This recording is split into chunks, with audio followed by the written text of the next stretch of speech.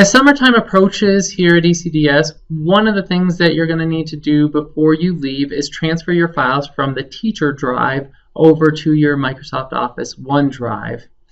If you are not returning, then I would still take your files from Teacher Drive and put them on a jump drive, since you won't have access to this OneDrive. Or if you have a Microsoft account, like a live.com or a Hotmail or Outlook.com, whatever, they have a OneDrive on there as well. Or if you're a Google person, they have a Google Drive.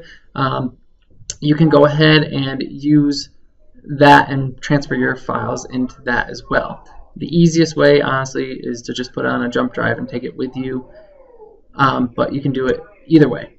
So in order to do this, you're going to log into your Office 365 account. So make sure you just you can go to the ECDS web page, click on the My Login, click under ECDS email, click there, and then you'll get to Office 365.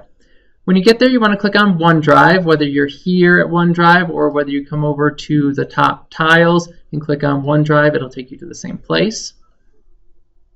And then it will take you into your documents. When you're here, you may not have documents in here. You may, depending on if you've used it yet or not. If you have not used Office 365, then the first thing you're going to want to do is sync it. In order to check to see if you have synced this already, what you'll do is go to My Computer, and you'll see if you have the OneDrive for Business icon right here. If you do, then you've synced it probably once and you have all green check marks. If you do not, then what you're going to do is you're going to click on the sync button, and it says sync this library. Oops. And you're going to click sync now. You're going to choose your application, which should be Microsoft OneDrive for Business, and then press OK. And you can click this little button here and say OK. And then it says the files are syncing as we speak. Go take a look.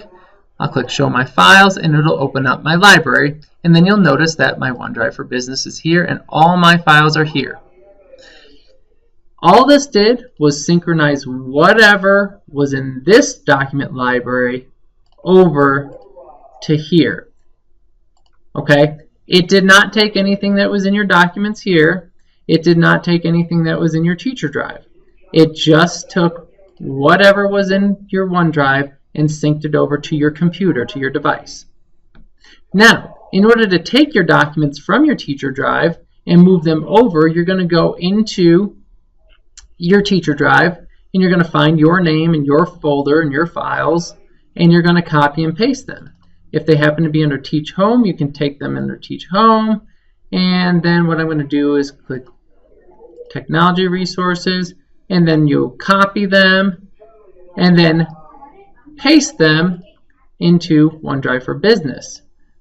You'll notice that the Technology Resources folder is now in here. It's got a little synchronization button on there, and you can see how there's files being loaded in here and they're starting to synchronize. As soon as you do that, it'll take probably 10 minutes or so, 12 minutes, 15 minutes, however long it will take for all your files to be copied over to OneDrive for Business, and then it'll take an additional amount of time for them to all be synced. When I jump over here, if I press refresh, you'll now see that the Technology Resources folder is now into my OneDrive. It is locked right here. It is only shared by me unless I click on these three dots, and then I can share them with other people. Okay? We'll talk about sharing again another time, maybe at the beginning of next year. But for now, what I need you to do is make sure you get all of your files and make sure that they all get over into your personal OneDrive. All of the other files that are in the administrative, the student drive, the teacher drive, all these other files are going to go into a SharePoint site. And the SharePoint site is going to allow you to put items that are shared school-wide. So there'll be an elementary school site, a middle school SharePoint site, an administrative SharePoint site, and a student SharePoint site, and I might just make an all-teacher SharePoint site as well. And that way we can share documents that are pertinent to our particular teams and our particular needs. Some of the issues that you may find in syncing or transferring your documents, copying and pasting them over to OneDrive for Business, is that you might find red X's on the folders. I do not have any on mine, so that means that they all synchronize properly. But if you do, it happens for one of two reasons. One is that the name of the file is too long, which means that it's probably nested in a few different folders. For example, if you have an ECDS folder, and then within there you have a 2014-15 folder, and then within there you have a math folder, and then within there you have a chapter 1, chapter 2 folder, and then within there you have your worksheets. If it gets too long of a name with all those folders and then into the document, Office 365 will not take that file because the name is too long. If you have a file that has a name with special characters, for example, the £, or the $, or one of those special symbols, it also will not take it and have a red X next to it, which means that it will not synchronize. And in order to fix that, you will have to right-click on it and change the name. So if I came in here and I found something with a red X, let's say this had a red X on it, I would right-click on it and click Rename and then give it a new name.